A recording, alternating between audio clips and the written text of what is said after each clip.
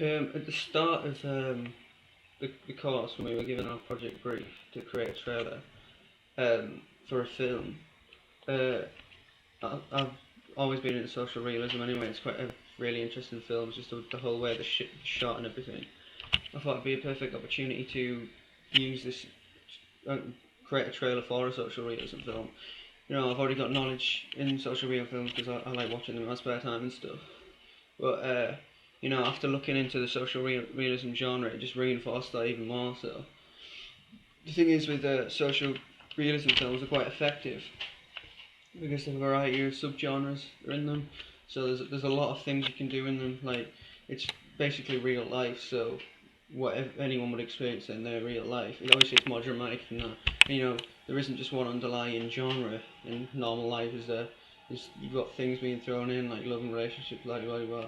In social realism, it deals with the more darker parts of real life, like like growing up, drug abuse, subcultures, family relationships, blah blah blah, stuff like that. Like the key conventions of social realism films, and it'd be quite interesting to do something like that because you basically the near your surroundings are up to you to take advantage of, and you can basically, if you're creative enough, you can do what you want. And I'm willing to take on that challenge.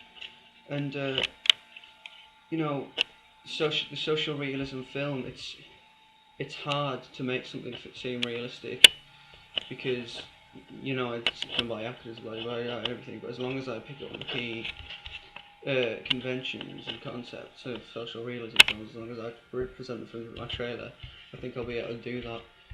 But also the social realism things, it's the small things like the props and stuff like that, and the clothing that really make a difference because you're usually dealing with subcultures and stuff like that. It's hard to make a social realism film give it that film, like artistic film feel, than just filming a normal situation.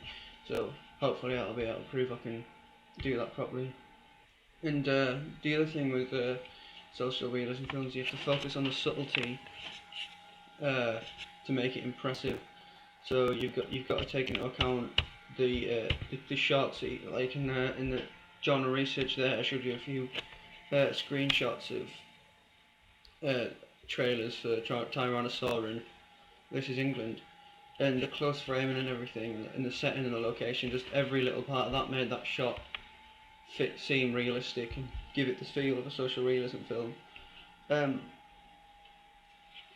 it's just the important thing with social realism is covering the key conventions, and making it effective. But I think I can do that. And I've also done some research into independent films, and independent films basically they're not tied down to a studio. And for this, obviously, it's a coursework project. We're going to take advantage of that because we're not tied down to a studio. So what's the point in pretending you're tied down to a studio where I can say this is an independent film where you go out and film. Basically independent films can film anywhere. That's the whole point in them. And the feel of independent films, the shots are really artistic. Even basically less is more. And the shots are simple shots, but they're quite impressive as well. That's the thing you have to make. You have to take advantage of it because you can't. It's not a strong. If you haven't got a strong underlining theme genre sort of thing, it's hard to make them impressive without being artistic. If you get what I mean, you have to be. You have to like think about each shot really carefully. Yeah, so we've done the film Rushmore by Wes Anderson. The shots in that are really artistic. Like they're really effective.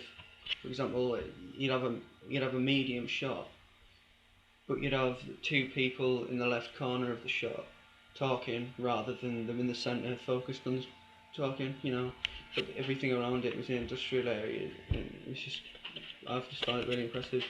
And also I've been doing some research on the film Submarine, and even though it's primarily a drama and like based on love and relationships and stuff like that, the shots and the representations of the characters, and there's a lot of representation of white working class and real parts of society, real people, and the real locations, not just not studio work, just out and about in like Wales and the beaches and towns and stuff, and railway bridges. It's really effective and quite individual.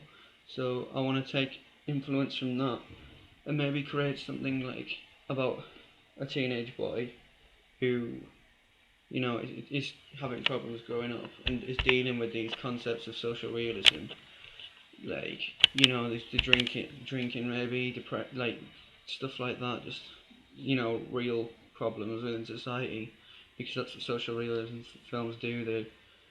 It's basically a director painting their ideas through a form of art, which is film, and like an artist would really, they painting their own painting their own concepts and views onto people via actors and stuff, and I think that's really impressive. They can do stuff like that. So basically, I want to do something like the film Submarine, but step it up and make it a bit darker and a bit more, bring it up to the social realism genre rather than just the drama genre, because social realism has lots of genres within it.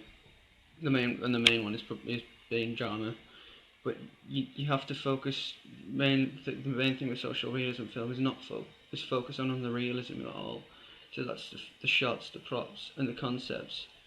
So you have to think about that first, and then you can start thinking about the drama part, and then the subgenres like the love and the relationship. But hopefully, throwing the concepts in there, you could create anything out of the concepts really. So if you had like a theme of alcoholism in there, you could tie it in with relationships and make that dramatic.